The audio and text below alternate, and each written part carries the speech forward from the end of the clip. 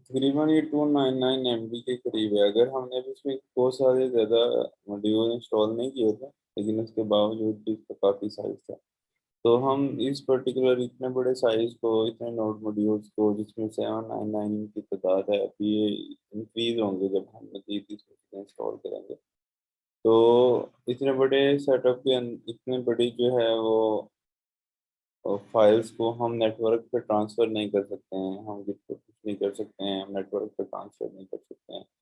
तो उससे बचने के लिए हम क्या करते हैं कि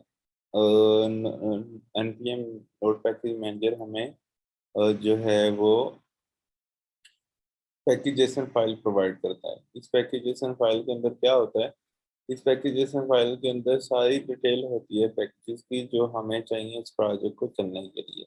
तो हम उस प्रोजेक्ट के अंदर जाते हैं जो भी किसी ने हमसे शेयर किया, और npm इंस्टॉल करते हैं, तो वो सारे नोड मॉड्यूल दोबारा से हमारे पास भी आ जाते हैं। हमें नोड मॉड्यूल से ट्रांसफ़र करने की ज़रूरत नहीं होती। तो ये एक छोटा सा फ़ायदा है कि अगर हमें कोई प्रोजेक्ट शेयर करता है तो वो पैकेजेसन फाइल शेयर करता है, और साथ में बेसिक जो कोड है वो शेयर कर देता है। तो उससे फ़ायदा क्या होता है, हमारी ऐप जो है वो रनिंग में आ जाती है, वो चल जाती है उससे। तो ये मैंने जस्ट पिछली क्लास से जो है वो कॉपी पेस्ट कर लिया है कोड, और हेलो वर्ड था वो हम दोबारा भी ट्राई कर सकते हैं। जस्ट इस तरह हमने इसको सेटअप कर लिया है यहाँ ये। अगर आप ऐसे नहीं करना चाहते हो, अगर ये तरीका है, अगर कोई बंदा आपको कोड शेयर करे, आप उसके अंदर नया आपने कंट्रीब्यूट करना है वटेवर, तो आप वो पर्टिकुलर प्रोजेक्ट फोल्डर अपने पास लेके आओगे, उसमें पैकेज फाइल होनी चाहिए, आप npm इंस्टॉल चलाओगे तो वो सारे नोड मॉड्यूल आपके पास इंस्टॉल हो चुके होंगे। तो इसी तरह अगर आपके पास ये फाइल लिस्ट नहीं है, आप नया रिएक्ट का प्रोजेक्ट बनाना चाहते हो, तो आप कोई एक प्रोजेक्ट फोल्डर जहाँ पे भी आपने प्रोजेक्ट बनाना है वहाँ पे अपना टर्मिनल ओपन करोगे। टर्मिनल ओपन करने के बाद वहाँ पे आप कमांड चलाओगे npx create ऐप, आपको कोई भी ऐप का नाम, तो हम उसका नाम रख लेते हैं क्लास 0। तो ये क्या करेगा, क्रिएट हेलो वर्ल्ड प्रोजेक्ट आपको क्रिएट करके दे देगा ये वाली कमांड। ठीक है, फर्स्ट ऑफ ऑल आपको ये कमांड चाहिए जिसकी बेस से आप एक बॉयलर पे एक प्रोजेक्ट क्रिएट कर सकते हैं। उसके अंदर फर्दर फिर हम जो है वो अपना प्रोजेक्ट क्रिएट होने के बाद हम फर्दर उसके अंदर चेंजेस वगैरह करके अपना प्रोजेक्ट कंप्लीट कर सकते हैं। तो फर्स्ट ऑफ ऑल हमें जो चीज़ चाहिए वो ये है कि हेलो वर्ल्ड प्रोजेक्ट के अंदर चलता हुआ कोड चाहिए, जिसके अंदर हम मज़ीद चेंजेस जो हैं वो कर सकें।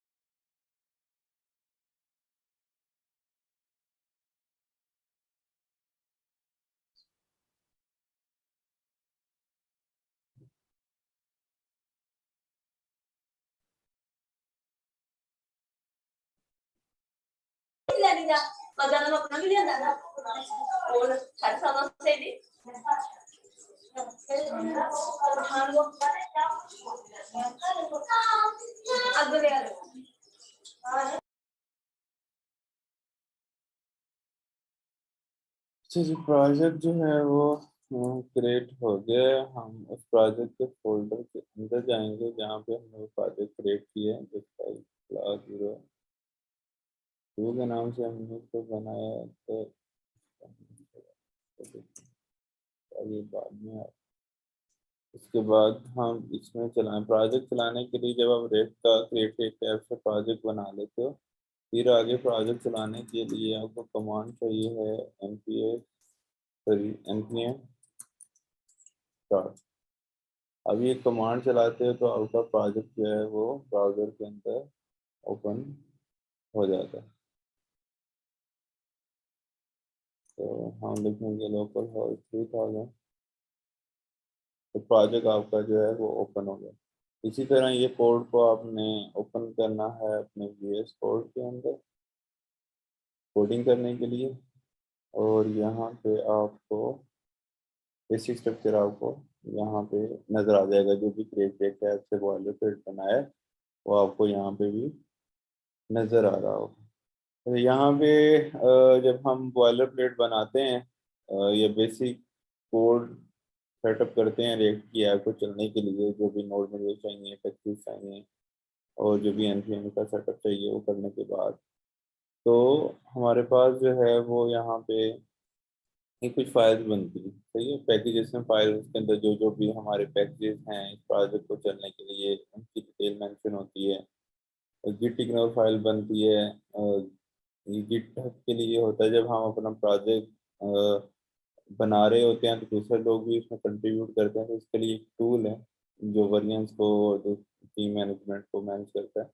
गिटहब या गिट उसका बेस टूल है, और हम उसकी जो भी डाटा होता है वो अपने क्लाउड गिटहब पर पुश करते हैं। तो वो डिटेल कि उसमें क्या क्या चीज़ें हमने इग्नोर करनी है वो हमारी ये फाइल होती है।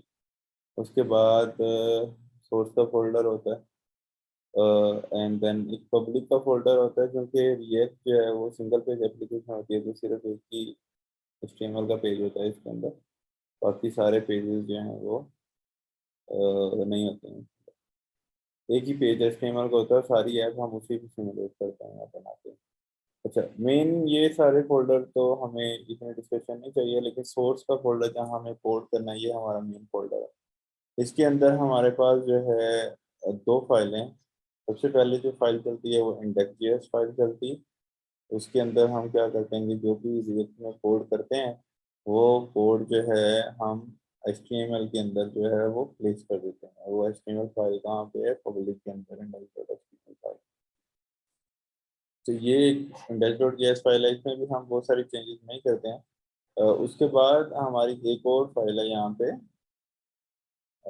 app.js file. यहाँ से हम अपना कोड जो है वो रिएक्ट के अंदर करना स्टार्ट करते हैं। ठीक है, तो ये app.js फाइल है, इससे हम चेंजेस वगैरह करना स्टार्ट करते हैं। तो उसके अंदर क्या है कि अभी लेट्स सपोज हमने यहाँ पे चेंज करना है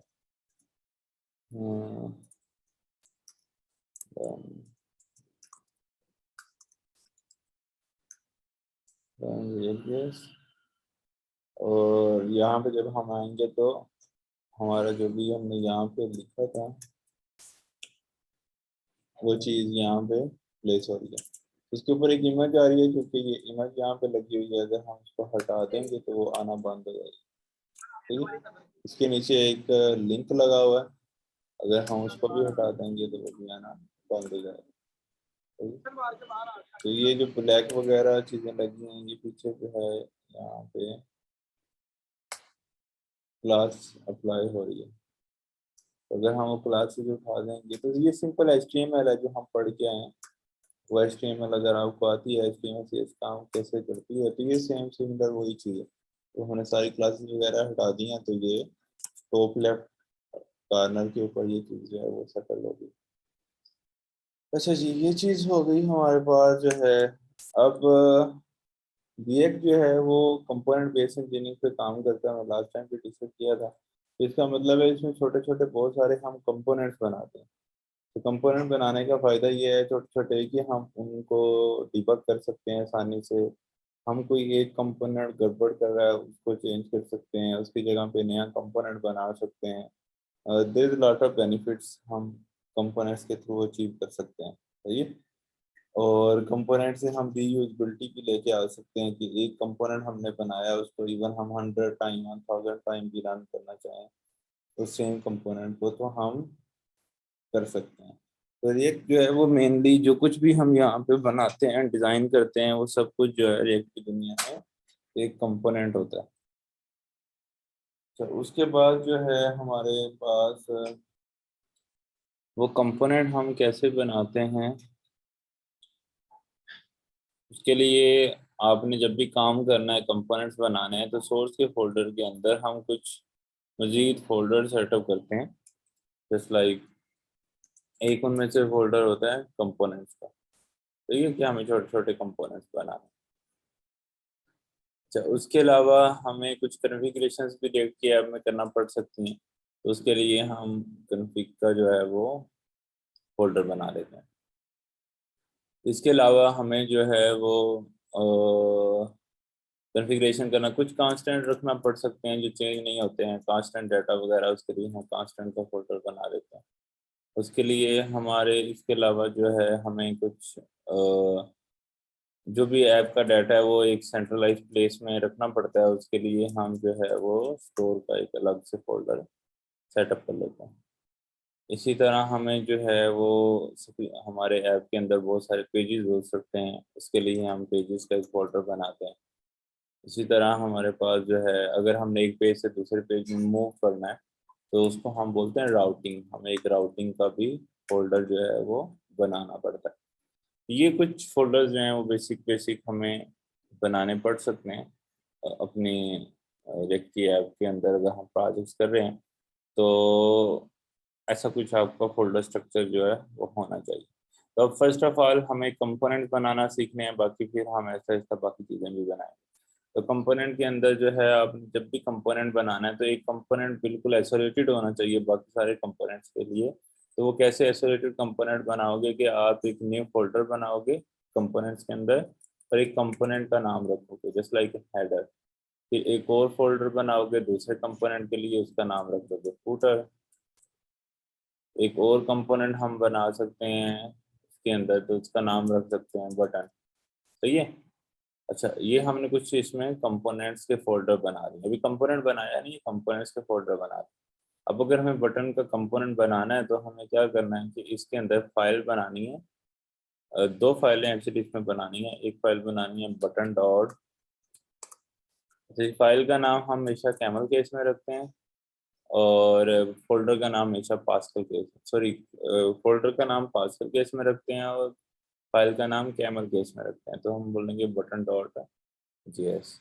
इसी तरह इसकी डिज़ाइनिंग के लिए हमें सीएसएस चाहिए, तो हम उसके लिए एक अलग से फाइल बनाएँगे, उसका नाम रखेंगे बटन डॉट जेएसएस। अच्छा, इसी तरह हमारे पास है अगर हमें फुटर बनाना है, तो उसके लिए हम फाइल का नाम रखेंगे फुटर डॉट जेएस और अगर फुटर की स्टाइलिंग करनी है तो हमें उसके लिए नाम रखना पड़ेगा फुटर डॉट सीएस। इसी तरह हेडर बनाना है, तो हेडर के लिए भी हम यही काम करेंगे, फाइल का नाम बनाएंगे header.js और उसकी जो फाइल है उस वो बनाएंगे header.cs। अच्छा, मैंने एक कंसिस्टेंसी रखी है, अगर आपने देखा होगा मैंने कंपोनेंट का फोल्डर बनाया, अब इसमें जितने कंपोनेंट बना रहा हूँ उनके नाम जो हैं वो कैमल केस में है फोल्डर के, और उनके अंदर जो उनकी CSS या जावास्क्रिप्ट है उसके नाम मैंने पास्कल केस में डिफाइन कर दिए। अच्छा, ये डिज़ाइनिंग जो है CSS में भी हो सकती है और एक अदर वे भी है कि हम JSS में भी डिज़ाइनिंग कर सकते हैं। मतलब जावास्क्रिप्ट के अंदर भी CSS लिख सकते हैं, उसको हम JSS बोलते हैं। सही है, जावास्क्रिप्ट स्टाइल नोटेशन। तो उसके अंदर अगर हमें करना है तो वो भी हम कर सकते हैं। CSS में भी लिख सकते हैं, JS में भी लिख सकते हैं। अभी के लिए आप लोगों को CSS ज़्यादा कंफर्ट होगा क्योंकि हम ऑलरेडी पढ़ के आ चुके हैं, तो आप उसको ही ट्राई करो। अच्छा, अब हमने बनाना है बटन का कंपोनेंट। तो बटन का कंपोनेंट हमने कैसे बनाना है? जावास्क्रिप्ट के अंदर जिसको हम फंक्शन बोलते हैं, रिएक्ट की दुनिया में उसको हम कंपोनेंट बोलते हैं। इसमें फ़र्क क्या होता है मैं आपको समझाता हूँ। अच्छा, जब आप उन्हें कंपोनेंट बनाना है तो जस्ट लाइक फंक्शन, आप कोई फंक्शन कीवर्ड यूज़ करते हैं, फिर हम डेफिनेटली उस फंक्शन का नाम होता था, हम उसका नाम रखते हैं। तो उसका नाम जो है हम सेम रखते हैं जो फाइल का नाम है, इसको हम बोलते हैं नेमिंग कंसिस्टेंसी। अच्छा, फिर ऐसे फंक्शन हम डिफाइन कर लेते हैं। अब ये जावास्क्रिप्ट का एक फंक्शन है, सही है? ये फंक्शन कंपोनेंट कब बनेगा? जब हम यहाँ से रिटर्न करेंगे JSX। हम यहाँ से जब HTML रिटर्न कर पा रहे हैं तो वो ये कंपोनेंट, ये एक रिएक्ट जावास्क्रिप्ट का फंक्शन एक रिएक्ट का कंपोनेंट बन सकता है। क्यों? क्योंकि देखो HTML के अंदर जो सॉरी जावास्क्रिप्ट के अंदर HTML की अंडरस्टैंडिंग तो जावास्क्रिप्ट को नहीं है ना, तो उसके लिए फिर रिएक्ट मार्केट में आया कि हम जावास्क्रिप्ट की फाइल में भी जो है वो लिख सकते हैं HTML। अच्छा, यहाँ पे आगे हम जो है वो हेडिंग टैग या मतलब कोई बटन बनाना है हमने, तो सिंपली जो बटन का हमारा टैग है उसको हम यूज़ कर सकते हैं और इसको हम बोल सकते हैं सबमिट। और इसके ऊपर डेफिनेटली हमें कुछ CSS अप्लाई करनी है। तो CSS के लिए हम कोई यहाँ पे क्लास रख सकते हैं जस्ट लाइक बटन, और उसको हम डिफाइन कर सकते हैं जस्ट लाइक पैडिंग इसकी जो है वो 10 पिक्सल होनी चाहिए। जो है मार्जिन भी दे सकते हैं, वो भी 10 पिक्सल के होते हैं। उसके अलावा बैकग्राउंड कलर दे देते हैं। सही है। ऐसा कुछ मैंने बटन का थोड़ा स्टाइल लिख दिया। अब ये स्टाइल अगर आप इस बटन पे अप्लाई करना चाहते हो तो आपको यहाँ पे डेफिनेटली क्लास देना पड़ेगा। रिएक्ट के अंदर क्लास की जगह पे कीवर्ड, जो HTML में हम क्लास पढ़ते थे कीवर्ड, रिएक्ट के अंदर वो कीवर्ड का नाम है क्लास नेम। सही है। क्योंकि रिएक्ट के अंदर या जावास्क्रिप्ट के अंदर आपको पता है कि ऑलरेडी भी एक क्लास भी एग्जिस्ट करती है। सही है। तो जस्ट लाइक अगर हम ये सेटअप करें तो आपको आइडिया होगा यहाँ पे क्लास का कीवर्ड जावास्क्रिप्ट का अपना ओन कीवर्ड है। सही है। तो इसलिए यहाँ पे हम क्लास यूज नहीं कर सकते हैं जावास्क्रिप्ट के अंदर, HTML के अंदर स्क्रिप्ट अप्लाई करते हुए क्लास नेम इस्तेमाल कर सकते हैं। ठीक है। तो क्लास नेम के अंदर हमने वो क्लास का नाम देना है जो कि हमारे पास काम बटन। अच्छा, उसके बाद ये CSS इस पे तब अप्लाई होगी एक अलहदा फाइल में, तो हमें वो फाइल इस पर्टिकुलर फाइल से लिंक करना पड़ेगी अगर हम ये चाहते हैं कि हमारी CSS जो है वो अप्लाई हो जाए। तो लिंक करने के लिए हमें क्या करना पड़ेगा,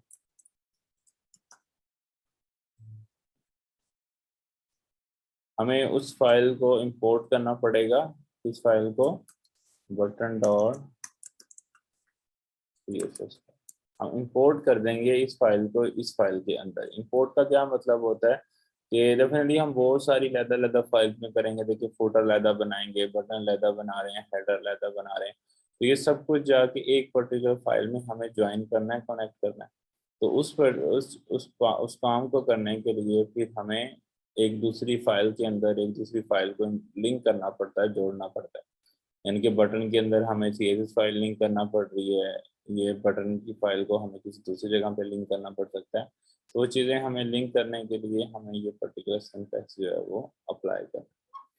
अच्छा जी, हमने बटन डॉट CSS इधर इंपोर्ट कर दी और उसको हमने यहाँ पे यूज़ कर इंपोर्ट करने का। अगर हमें CSS इंपोर्ट करनी है तो हम ऐसे करेंगे। अगर हमें ये जावास्क्रिप्ट को इंपोर्ट एक्सपोर्ट करना है उसका तरीका थोड़ा डिफरेंट है, वो अभी आगे चल के करते हैं। अच्छा, अब अगर ये पर्टिकुलर बटन आपने यहाँ बना लिया तो अब आप इसको किसी दूसरी फाइल में यूज करना चाहते हो तो उसके लिए आपको यहाँ से इसको एक्सपोर्ट करना पड़ता है। Export default button. सही है। तो अगर आपने इसको किसी दूसरी फाइल में इस्तेमाल करना है उसके लिए इसको एक्सपोर्ट करना है। अच्छा, अभी एक्सपोर्ट हो गया। अब मैं ये चाहता हूँ कि ये कंपोनेंट जो मैंने बनाया है ये app.js में आके मैं इसको यहाँ पे इस्तेमाल कर सकूँ। तो वो मैं कैसे कर सकता हूँ कि फर्स्ट ऑफ ऑल मुझे वो बटन का कंपोनेंट जो है वो इंपोर्ट करना पड़ेगा। इंपोर्ट बटन फ्रॉम, कहाँ से इंपोर्ट करना है, इंपोर्ट करो बटन को, बटन के कंपोनेंट को कहाँ से इंपोर्ट करना है, फाइल का पाथ देना है आपको। वो हमारी फाइल एग्जिस्ट करती है कंपोनेंट्स में, इसके अंदर बटन का फोल्डर है, उसके अंदर बटन डॉट JS फाइल। तो इस पर्टिकुलर बटन के कंपोनेंट को हम लगा देंगे ऐसे। ठीक हो गया। ये बटन का कंपोनेंट हमने यहाँ पे सेटअप कर दिया।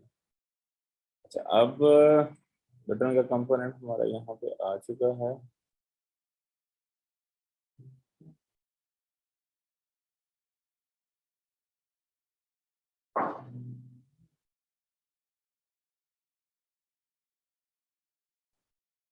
अच्छा, लोकल रियलिटी पाथ अगर आपने देना होता है तो डॉट फॉरवर्ड स्लैश करते हो। अगर आप ये नहीं लगाते हो तो वो फाइल को ढूंढने की कोशिश करता है नोड मॉड्यूल से। ठीक है। तो अब क्योंकि हमारा इधर ही सेटअप है लोकल में, इसलिए हमने डॉट और फॉरवर्ड स्लैश का जो है वो सेटअप कर लिया। तो अभी बटन हमारे पास आ रहा है ये डिज़ाइन हो गया। अब इस कंपोनेंट को कंपोनेंट बनाने की फायदा ये है कि हमने जैसे फीचर डिस्कस किए थे कि हम इस कंपोनेंट को जितना चाहें रीयूज कर सकते हैं। मतलब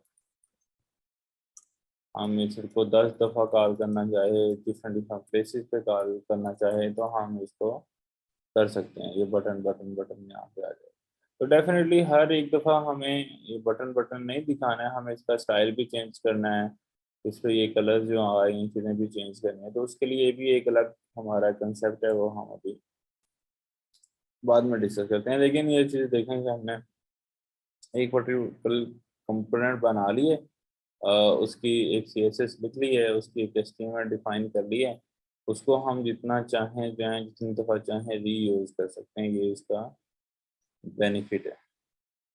अच्छा, अब हम चलते हैं आगे। ये हमने यहाँ पे डाल दिया है बटन। चलिए अब सेम वे में हम फूटर बना लेते हैं। तो कंपोनेंट बनाने के लिए हम इसका शॉर्टकट भी होता है RFC। अगर आप लिखोगे तो ये आपको बेसिकली ये कंपोनेंट जो है वो बना के दे देगा। सही है। तो ये एक्सपोर्ट डिफ़ॉल्ट हमें ये करने की जरूरत नहीं है। एक्सपोर्ट डिफ़ॉल्ट जो हम करते हैं वो हम ऊपर भी कर सकते हैं साथ ही उसके फंक्शन के कीवर्ड से पहले, ताकि हम किसी दूसरी जगह इसको इंपोर्ट कर सकें। और या हम जो है वो डिफ़ॉल्ट के बाद हम यहाँ पे इसको ऐसे लिखते हैं। सही है। मतलब एंड पे लिख सकते हैं ऐसे फॉर डिफॉल्ट फुटर, या शुरू में कीवर्ड से पहले लिख सकते हैं फंक्शन को। ये एक ही बात है, दोनों में कुछ भी डिफरेंस नहीं है। तो ये वो ज़रा शॉर्ट हैंड तरीका है ऐसे। ये थोड़ा लंबा तरीका है कि हमें नीचे भी दोबारा एक लाइन ऐड करनी पड़ती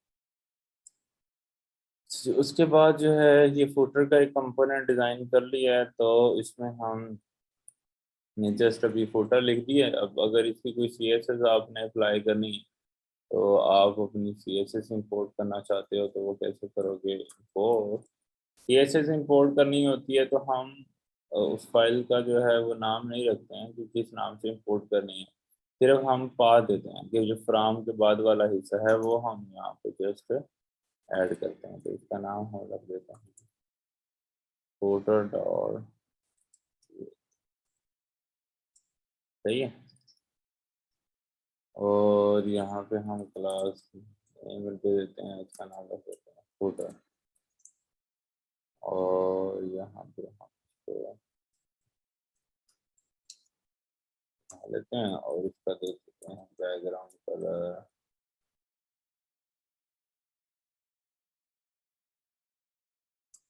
और इसका हम दे देते हैं, इसको हम दे देते हैं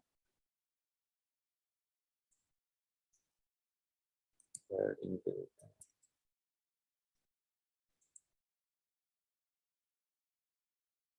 अब इस कंपोनेंट को हमने कहीं यूज करना है तो उसके लिए हम इसको फिलहाल app.js में यूज कर लेते हैं। कंपोनेंट यूज करने का स्टाइल सेम है, इंपोर्ट फुटर फ्रॉम कंपोनेंट के अंदर फुटर के फोल्डर में से footer.js फाइल है उसको इंपोर्ट करो और इसको बटन के नीचे एज एन कंपोनेंट जो है वो इंसर्ट कर दो। ये एक हमारा जो है वो फूटर जो है वो डिज़ाइन हो गया। सही है। तो अब हम चाहते हैं इसका जो है ये डिज़ाइन हो गया। अब हम हेडर डिज़ाइन करना चाहते हैं तो हेडर भी सेम वे में डिज़ाइन हो जाएगा। तो हम एक क्लास बना लेते हैं हेडर की और उसके अंदर रख लेते हैं 1 सेकंड चार्ट।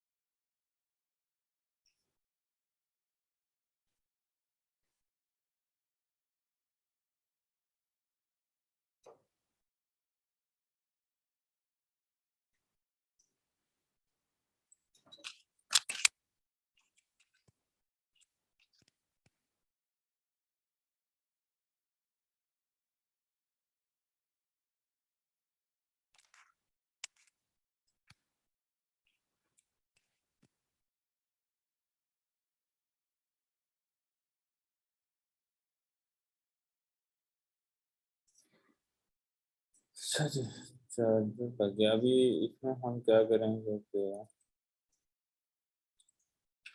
इसमें भी हम बैकग्राउंड कलर दे देते हैं और कुछ भी डिफरेंस आया और इसमें हम एडिंग दे देते हैं और इसमें हम अब इसकी हेडर जो कंपोनेंट बनाना है, तो कंपोनेंट बनाने के लिए यार सी लिखेंगे तो एक बेसिक कंपोनेंट आपको रिएक्ट का बना देगा। सही है। उसमें क्या होगा कि हम इसको एक्सपोर्ट करेंगे, कंपोनेंट का नाम रखेंगे, फिर रिटर्न के अंदर हम कुछ भी HTML जो है वो रिटर्न कर सकते हैं। तो यहाँ से हमें CSS इंपोर्ट करनी है, तो CSS इंपोर्ट करने का स्टाइल जो है वो सेम है। हमें उसमें पाथ बताना होता है, जस्ट नाम नहीं बताना, तो इसके थ्रू हम इंपोर्ट करते हैं। तो ये फाइल है header.css। अच्छा, इसका क्लास नेम है header।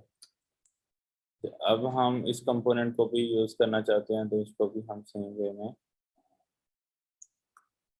इंपोर्ट करेंगे। इंपोर्ट हेडर फ्रॉम कंपोनेंट के फोल्डर हेडर में से header.js फाइल।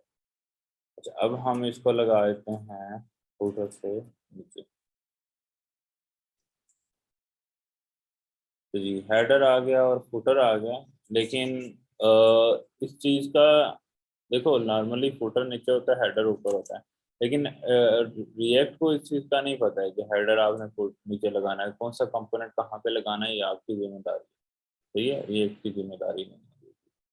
तो इसको हम कैसे टैकल कर सकते हैं कि आपने हेडर को सबसे ऊपर जो टैग पहले लगाते हो पहले आता है, जो टैग बाद में लगाते हो बाद में आता है। तो सेम ये कंपोनेंट भी टैग की तरह चलते हैं। आप जिस सीक्वेंस में उनको लगाओगे उसी सीक्वेंस में उनका रिजल्ट आएगा। तब ये सीक्वेंस में आपके पास इसका रिजल्ट आ रहा है, हेडर आ रहा है, सबमिट आ रहा है, फुटर आ रहा है।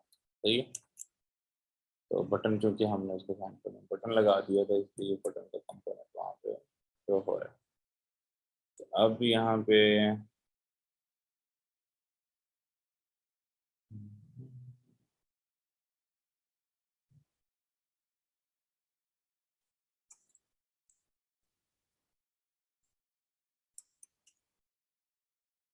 अच्छा जी, बटन लगा दिया, हेडर लगा दिया। इस तरह हम बहुत सारे छोटे छोटे कंपोनेंट जो हैं वो बना सकते हैं। आपको आइडिया हो जाएगा हर एक चीज को, हर वो यूआई जो कॉमन है, यानी कि आपको, आप एक वेब पेज बना रहे हो, आप एक यूआई देखते हो, अगर वो कॉमन है दो चीज़ों के दरमियान, तो आपको वहाँ पे क्या यूज करना है, वो पर्टिकुलर कंपोनेंट यूज करना है, जिसको आप रीयूजेबल कर सकते हो।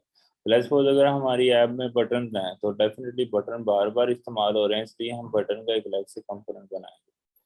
जो भी चीज़ एक वेब पेज में आपको बार बार डिज़ाइन करना पड़ रही है, बार बार कोड करना पड़ रही है, जो रिपीट हो रही है बार बार, उसका हम एक कंपोनेंट बनाएंगे। कंपोनेंट इसलिए बनाएंगे ताकि हम उसको रीयूज कर सकें मल्टीपल टाइम। अच्छा जी, ये चीज़ हो गई हमारे पास। यहाँ पे कंपोनेंट्स हमने सेटअप कर लिए और हमने उनको इस्तेमाल करना सीख लिया। तो अब ये इंपोर्ट एंड एक्सपोर्ट की कहानी भी आपको इसके अंदर समझ आ गई, फोल्डर स्ट्रक्चर कैसे बनाना है उसकी भी समझ आ गई। तो इंपोर्ट एंड एक्सपोर्ट सिंपल है कि हमने जब भी कोई कंपोनेंट बनाना है उसको इंपोर्ट करना है पहले। एक कंपोनेंट के दूसरे कंपोनेंट के अंदर जाके यूज करना है, तो उसको इंपोर्ट करना पड़ता है। इंपोर्ट कंपोनेंट का नाम, फ्राम, कहाँ से इंपोर्ट करना है, उसका पाथ। तो ये दो चीज़ें हमें बताना पड़ेगी। तो इसमें भी एक छोटा सा डिफरेंस है कि अगर हम उस कंपोनेंट को डिफ़ॉल्ट एक्सपोर्ट कर रहे हैं, तो फिर हमें यहाँ पे इंपोर्ट करते हुए डिफ़ॉल्ट ही इंपोर्ट करना है। डिफ़ॉल्ट का इंपोर्ट ये है कि हमें यहाँ पे कर्ली ब्रेसेस डिफाइन नहीं करना पड़ती। अगर आप ये डिफ़ॉल्ट का कीवर्ड हटा दोगे यहाँ से, तो ये, और सिंपली यहाँ पे लिखोगे एक्सपोर्ट, इस कंपोनेंट को मैं एक्सपोर्ट करना चाहता हूँ, डिफ़ॉल्ट नहीं लिखा, तो अब आपको एक एरर आएगा, वो कह रहा है कि export default imported as button. हमने डिफ़ॉल्ट इंपोर्ट किया है, तो ये बटन को वाज नॉट फाउंड, यहाँ पे पॉसिबल एक्सपोर्ट बटन, वो कह रहा है कि इसको आपने जो है सिंपली जो ट्राई करना, सॉरी इसको डिफ़ॉल्ट इंपोर्ट नहीं करना। तो डिफ़ॉल्ट इंपोर्ट खत्म करने के लिए हमें यहाँ पे लगानी पड़ेगी कर्ली ब्रेसेस। तो इससे क्या होगा कि ये डिफ़ॉल्ट एक्सपोर्ट जो है वो खत्म हो जाएगा। अच्छा, अभी जो है फिर हम अगर कर्ली ब्रेसेस लगा रहे हैं, तो अब अगर कोई कंपोनेंट डिफ़ॉल्ट एक्सपोर्ट है उसके अगेंस्ट अगर आप कर्ली ब्रेसेस लगाओगे तो वो फिर भी एरर देगा। वो बोलेगा कि ये कंपोनेंट जो है वो डिफ़ॉल्ट एक्सपोर्ट है, आप उसको सिंपल एक्सपोर्ट की तरह यूज़ कर रहे हैं। तो इसके लिए फिर आप ऐसे कर्ली ब्रेसेस नहीं लगाओगे।